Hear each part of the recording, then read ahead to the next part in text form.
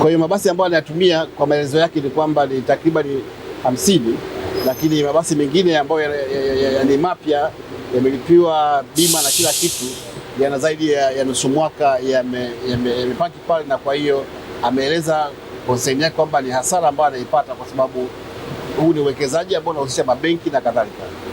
Kwa hiyo binafsi kama mkurugenzi wa kituo cha ubia, ambaye wajibu wangu ni kuhakikisha kwamba miradi hii inakuwa endelevu na uwekezaji huu uweze kuwa wa mfano na usianze kuwa uwekezaji ambao unaweza ukaleta changamoto kwa yeye binafsi kama mwekezaji, lakini na wawekezaji wengine ambao wangependa kuona uwekezaji huu kama mfano.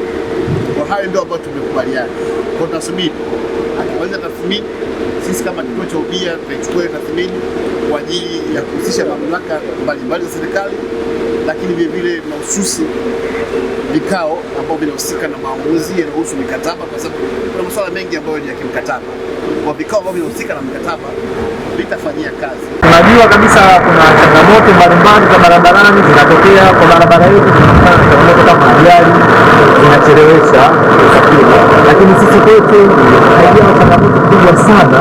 Tunapokutana hapa ajali inatokea kwenye barabara ya kawaida, sisi tunaendelea kutoa huduma bila kuzuiwa, lakini pia katika hiyo nao mtoa angalizo wananchi ambao wanatumia barabara za mwendokasi tunaomba wasizitumie kwa sababu inaleta changamoto kubwa kufanikisha nia na dhumuni zima la mwendokasi kutoa huduma kwa haraka.